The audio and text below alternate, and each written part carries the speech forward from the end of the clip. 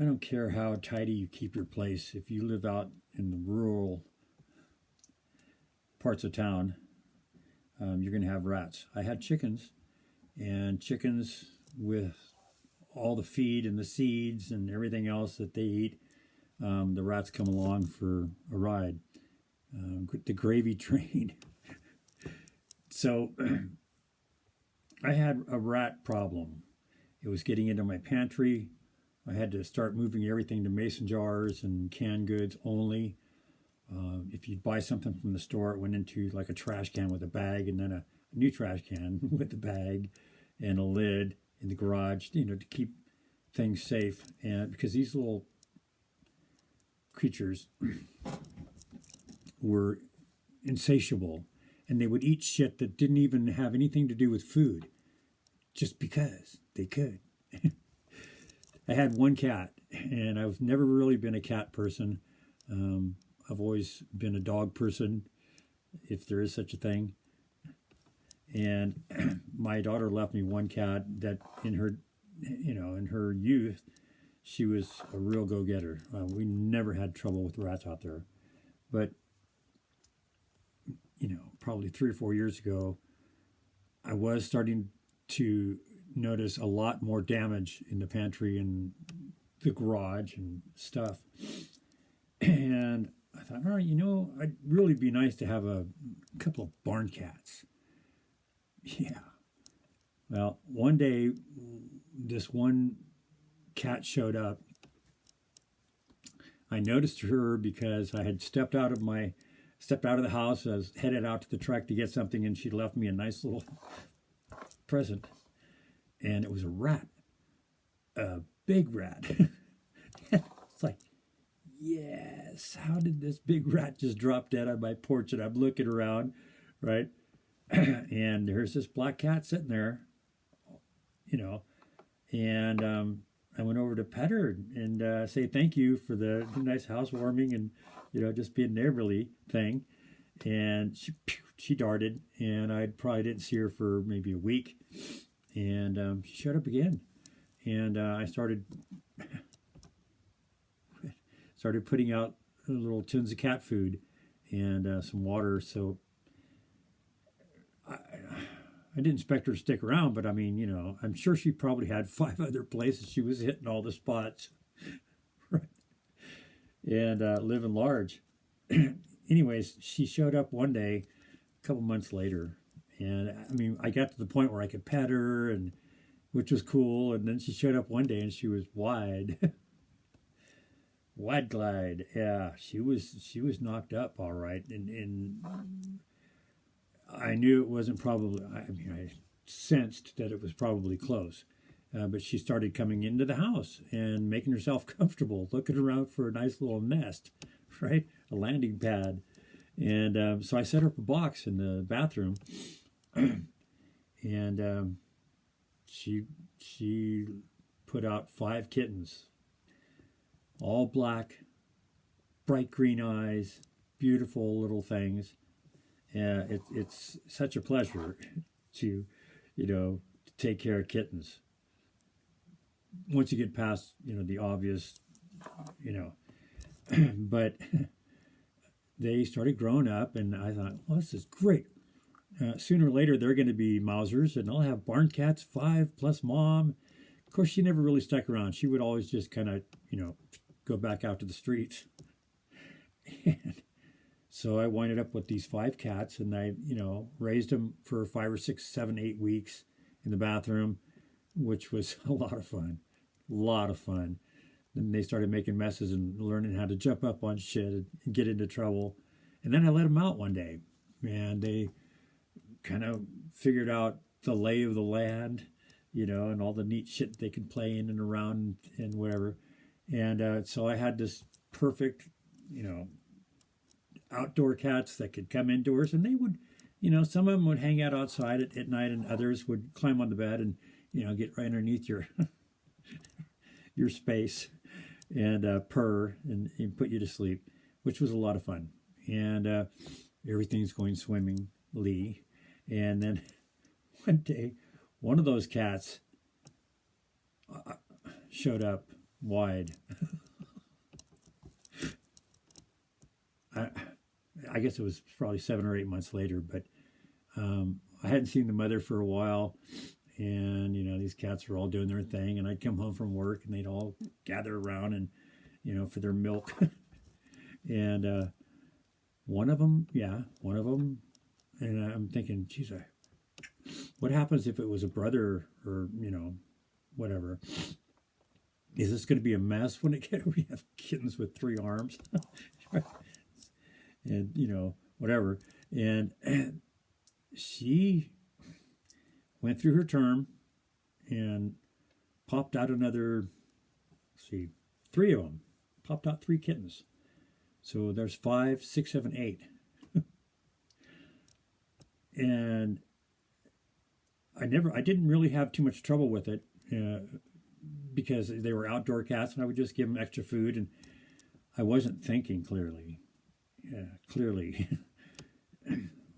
One of them, I winded up having this wild sound one night, probably 2 o'clock in the morning. I wake up and it's a cat fight right outside my window. And the first time, a loud cat screech goes off when they're fighting, it's like, what the, then you hear it again and you realize, it's like, oh my gosh, you don't want your cats to get hurt. So you're going to go out and run off the intruder, right? And I got out there and I could see that it was a big Tom cat and one of my females, and they were, checking each other out. And I ran them off, of course, right? And that's the one that came back wide. So yeah, she laid 3. So that's it.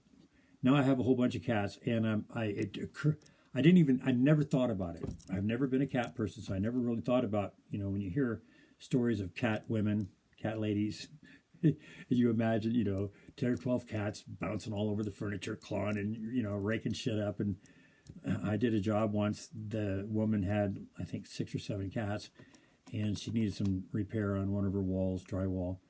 And the place reeked so much of an ammonia. It was boom, hits you in the face as soon as you walk, open the door. And I think that they get used to it. People who have cats indoors I don't care how well you take care of your litter boxes. It's problematic, especially if you're allergic to cats and, you want to have company over. It's like, yeah, maybe not. Suddenly I was a cat person. I had, in the mornings, I would pull out my gallon of milk and pour it into this huge saucer, right? And there would be, 5, 6, 8 cats.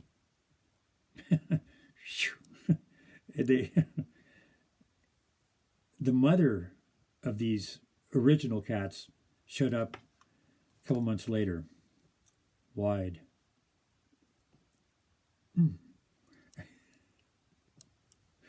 What was I supposed to do? She knew the routine, right? She knew it was a safe place, and she dropped off like 4 more a couple weeks later. So now I had an even dozen cats. And I was telling a friend of mine, and she says, Scott, you have got to take those cats into the vet and get them fixed. And I realized instantly the logic in that. And started bringing them and keeping them in the house. Not easy. And one by one, or 2 by 2, basically, I lucked out. There was a place that was doing these things, these spays, for nothing. And I waited till they had an opening. I wasn't going to push it. And after 8 or 10 weeks, I would take a couple in, and I did this for like 3 months. Where I'm at now, the woman who lives across the way has 20 something. Yeah, you heard that right. 12 of those are mine that she saved from me because I couldn't leave them outdoors where I am because I have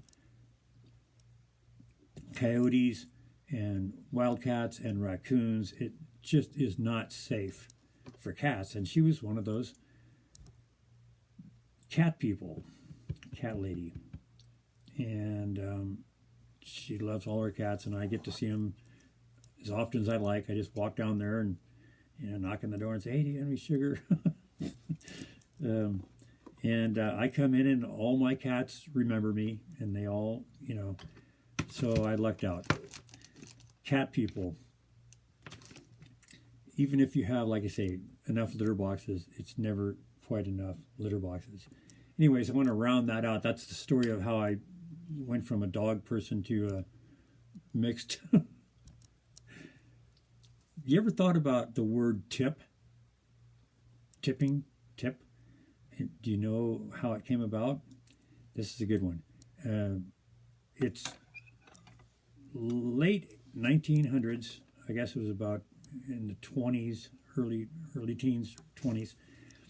But in Great Britain, if you wanted to secure good service, and you're one of those people that came in and you did this thing, then you would get better service. And it was the idea is that you would tip as you walk in the door before you were even seated, and the waitress or the hostess would recognize that you paid ahead of time. And it's the idea what it was designed for was to tell them that you graciously accept good service and you expect it and you're willing to tip for it.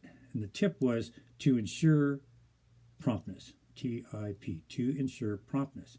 Isn't that clever? I thought there was one other one, news. Some people know this. It's a trivia thing, but I mean, news, the word itself, N-E-W-S, where did it come from? How did it enter our nomenclature? North, east, west, south. And I'm guessing if they would have went clockwise or counterclockwise, but how many ways can you spin north, south, east, west, other than news? I thought it was clever too. Anyways, yeah, I'm looking at my notes here. I got all kinds of. They said if you're going to do a YouTube channel, you should have enough to talk about for ever, because if you ever stop posting, then you start losing, ground, and you'll never make any money. And I'm retired.